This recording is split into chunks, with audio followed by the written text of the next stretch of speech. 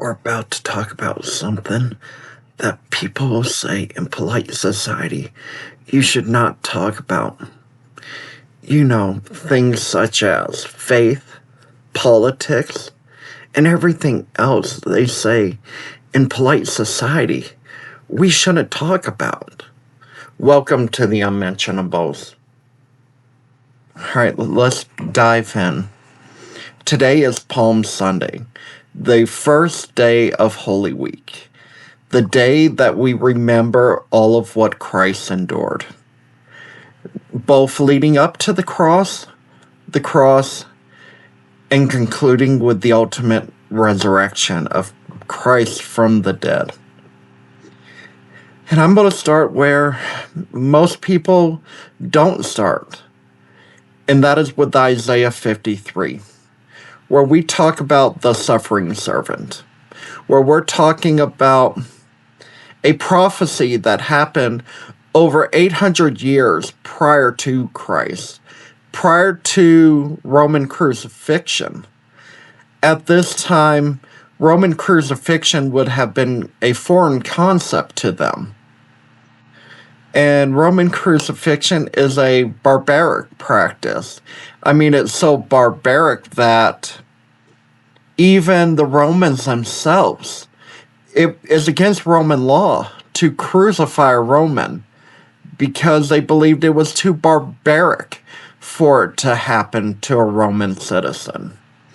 And this is what ultimately Christ endured. He endured it for me. He endured it for you. He endured it for the whole world to bring about forgiveness of sin. And so I'm going to read the passage in Isaiah 53 talking about the suffering servant. Who has believed our report? And to whom has the arm of Yahweh been revealed? For he grew up before him like a tender shoot, and like a root out of parched ground. He has no stately form or majesty that we should look upon him, nor appearance that we should desire him. He was despised and forsaken of men, a man of sorrow and acquainted with grief, and like one from whom men hide their face. And he was despised, and we did not esteem him. Surely, our grief he himself bore, and our sorrow he carried. Yet we ourselves esteem him stricken, and smitten of God, and afflicted. But he was pierced through for our transgressions. He was crushed for our iniquities. The chastising for our peace fell upon him, and by his wounds we are healed. And all of us, like sheep, have gone astray. Each of us has turned to our own way.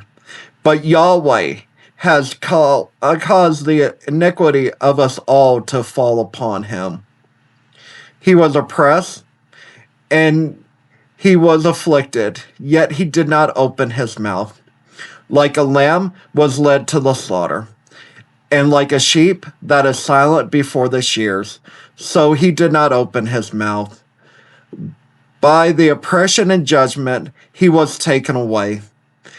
And as for his generation, who considered that he was cut off out of the land of the living, and yet that the transgressions of my people was stricken, was due to him.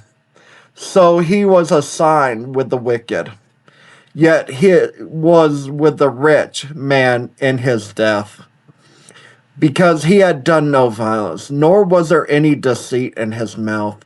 But Yahweh was pleased to crush him, to put him to grief. It was you who would place his soul as a guilt offering. He was his seed. He will prolong his days. And the good pleasure of Yahweh was succeeded in his hand. And as for a result of the anguish of his soul, he will see it and be satisfied. By his knowledge, the righteous one, my servant, will justify many, as he will bear the iniquities. Therefore, I will divide for him a portion with the many. He will divide his spoils with the strong. Because he poured out his soul to death, and was numbered with the transgressors, yet he bore the sin of many, and interceded for many transgressors. So what is being said here? One is the suffering servant. There was no reason to esteem him. He was not considered to be of a royal status. He was not considered to be rich. In fact, he was very plain. He looked a lot like the average person of his day.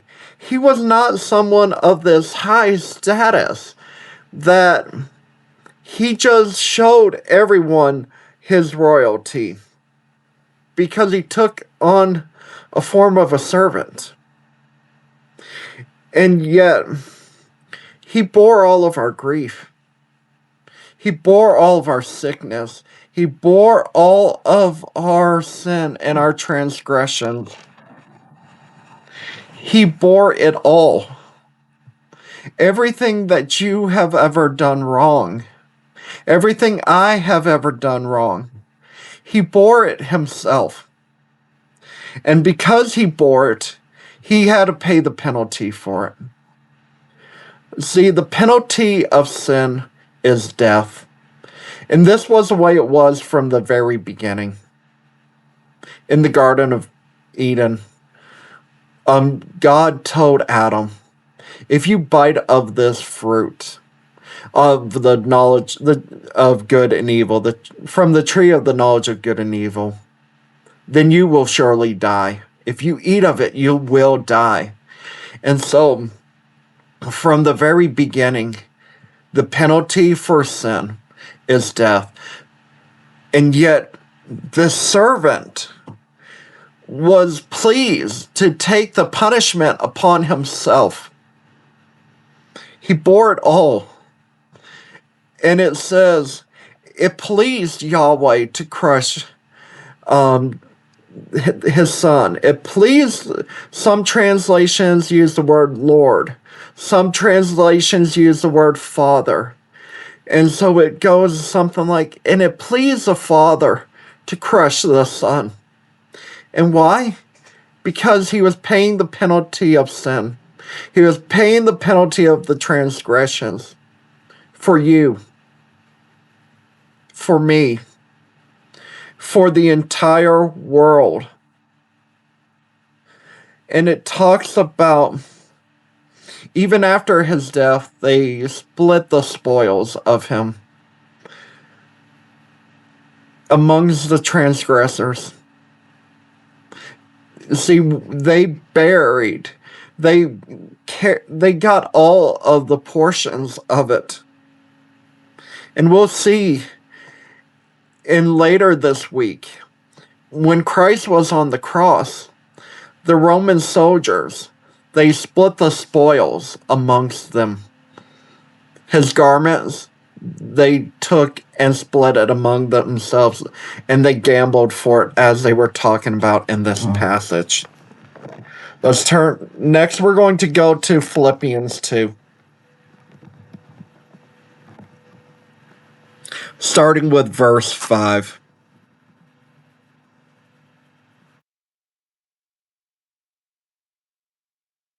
Have this way of thinking in yourself, which was also in Christ Jesus, who, although existing in the form of God, did not regard equality with God a thing to be grasped, but emptied himself by taking the form of a slave.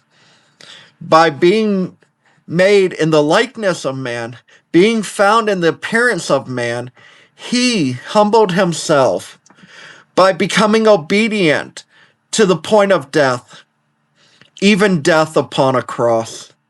Therefore, God has highly exalted him and bestowed on him the name that is above every other name, so that at the name of Jesus every knee will bow, of those in heaven and on earth, and every tongue will confess that Jesus Christ is Lord, to the glory of God the Father.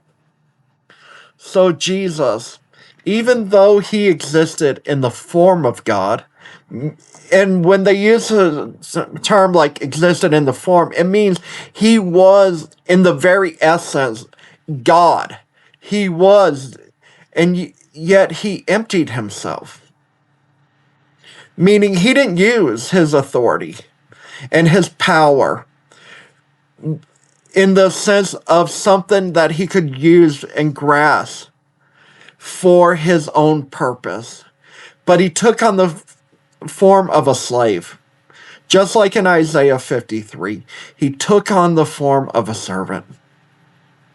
Jesus said, I did not come to serve, but I did not come to be served, but I have come to serve. He came and served us. And he ultimately served us with the crucifixion, with dying on the most horrid and torturous device that was known to man at that time. And truly, today, we have nothing like it. It was a barbaric way of dying. And so we're going to start where the Station of the Cross starts. We're going to start with Pontius Pilate and how Jesus went before him.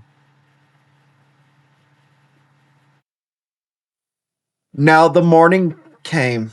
All the chief priests and elders of the people took counsel against Jesus to put him to death. And they bound him and led him away, delivering him to Pilate the governor. Then when the Judas, who had betrayed him, saw that he had been condemned, he felt remorse and returned the 30 pieces of silver to the chief priests and elders, saying, I have sinned by betraying innocent blood. But they said, what is that to us? See that yourself. And he threw the pieces of silver into the sanctuary and departed. And he went away and hanged himself.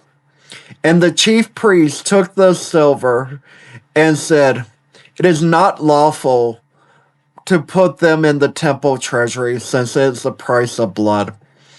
And taking counsel together, they bought with the money the potter's field as a burial place for strangers. For this reason, the field has been called the field of blood to this day. Then which has been spoken through the prophet of Jeremiah has been fulfilled. And they said, they took the 30 pieces of silver, the price of the one whose price had been set by the sons of Israel, and they gave the potter's field as the Lord directed me. So they brought Jesus before the priests, the Sadducees, the Pharisees, for the purpose of putting Jesus to death.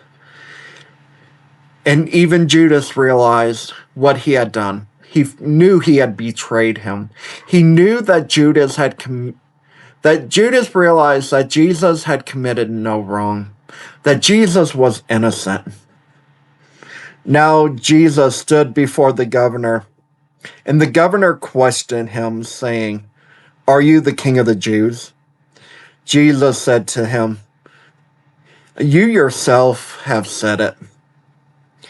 And while he was being accused, the chief priests and elders, he did not answer. Pilate said to him, Do you not hear how many things they testify against you? And he did not answer them in regard to even a single charge. So the governor marveled greatly. And just like the Isaiah 53 said, he was like a lamb led to the slaughter, yet he did not open his mouth. And now the feast, the governor was accustomed to release for the crowd any one prisoner whom they wanted. And at that time, they were holding a notorious prisoner called Barabbas. So when the people gathered together, Pilate said to them, "Whom do you want me to release to you, Barabbas or Jesus, who is called Christ?" For he knew, because of the envy that they delivered over to him. Now, while he was sitting on the judgment seat, his wife was sent a message saying, "Have nothing to do with the righteous man, for last night suffered a greatly in a dream because of him." But the chief priests and the elders persuaded the crowd to ask for Barabbas and to put Jesus to death. But the governor answered and said to them, "Which of these two do you want me to release for you?" And they said, "Barabbas." Pilate said, "Then what shall I do with Jesus, who is called Christ?" They said, "Let him be crucified." And he said, "Why? What evil did he do?" But they were crying out all the more, saying, "Let's crucify him." And now when Pilate saw what saw that he had accomplished nothing, but rather than a riot starting, he took the water and washed his hands in front of the crowd and said, "I am innocent of this man's blood. See to that yourself." And all the people sweared and said, "His blood is on us and our children." Then he released Barabbas for them, and after having scourged and delivered him over to be crucified. So Pilate said, "I found no wrong with this man." He ceremoniously washed his hands of Jesus' blood and said, "His blood is not on my hands. I have found nothing wrong with him. I have found he has done nothing wrong." And then he turns to the Pharisees and the Sadducees, the ruling class, and said, "The blood of him is on you. His blood is on your hands." And he delivered him over to be scourged.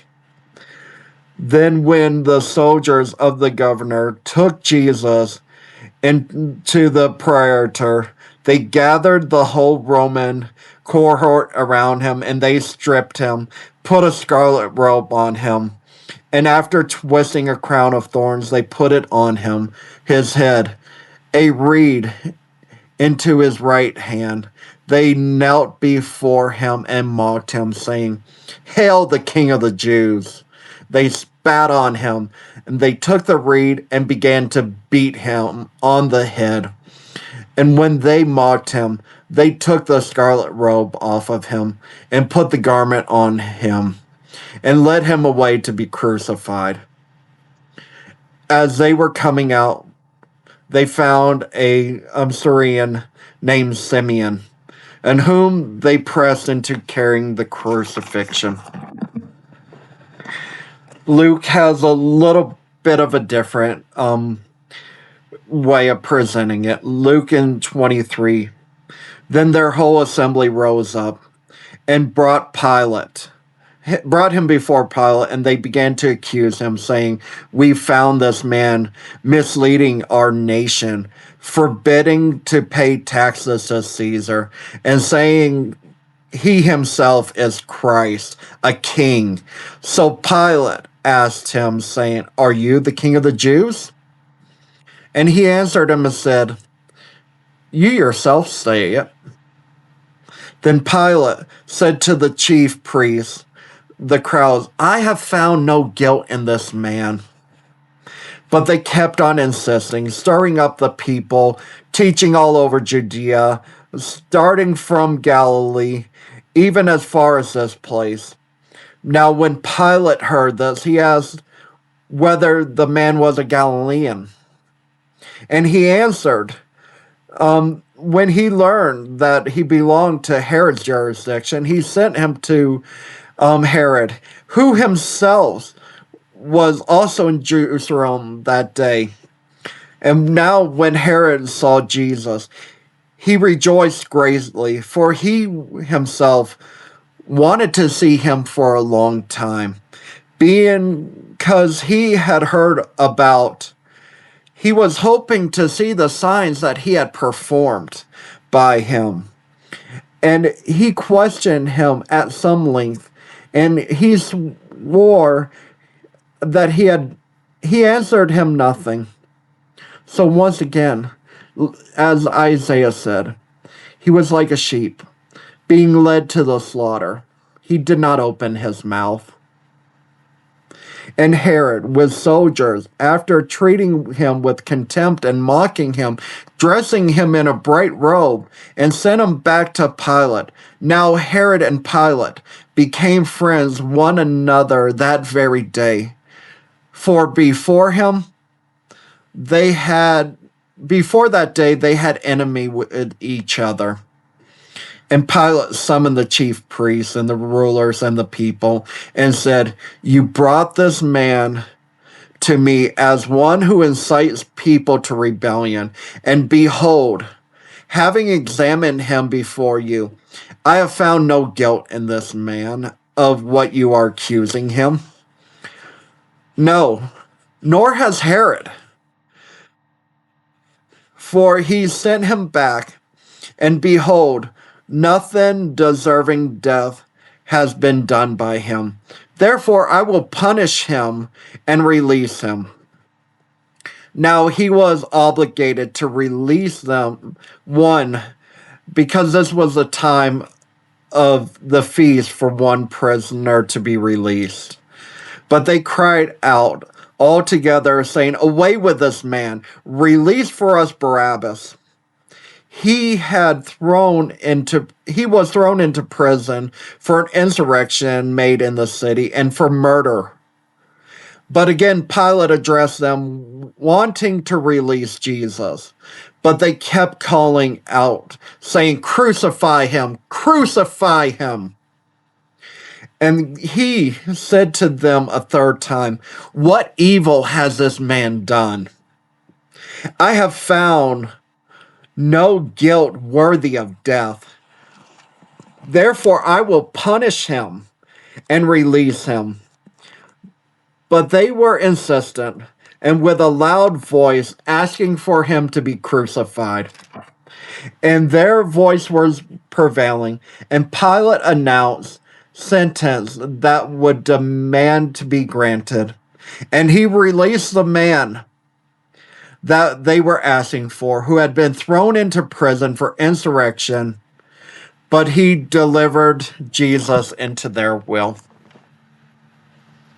So both Pontius Pilate and Herod, they had found no wrong with him, nothing worthy of death, nothing worthy of crucifixion. Yet according to the customs, they had to release someone. It was the time of Passover, the time of the feast, where they would release one prisoner. So they had the choice. Jesus, who had done nothing wrong, he lived a peaceful life for the most part. He performed miracles. He sought after healing the sick, to proclaim the good news to the poor. And then you look at the other one. You look at Barabbas, who insurrected a riot in Jerusalem. He was a murderer. If anyone deserved death, surely it was Barabbas. And yet, according to the customs, the Sadducees and the Pharisees riled up the crowd, and they said, "Release Barabbas. We want Barabbas." And when Pontius Pilate said both him and Herod had found no wrong with him, Pilate wanted to release him after he had punished him for being called the King of the Jews, for being the Christ, the Messiah, the chosen one. And yet, they wanted Christ crucified. And so this is not the end. This is just the beginning. This Holy Week, we are going to focus on the stations of the cross. We are going to focus on everything that happened this week. So it is not the end, but it's the beginning. It's the beginning of all of what Christ endured. This was the Unmentionables,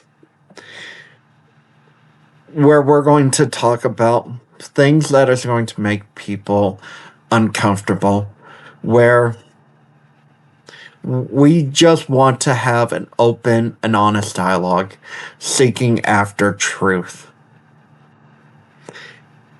And you didn't hear that. Don't repeat it. Some might get offended by it.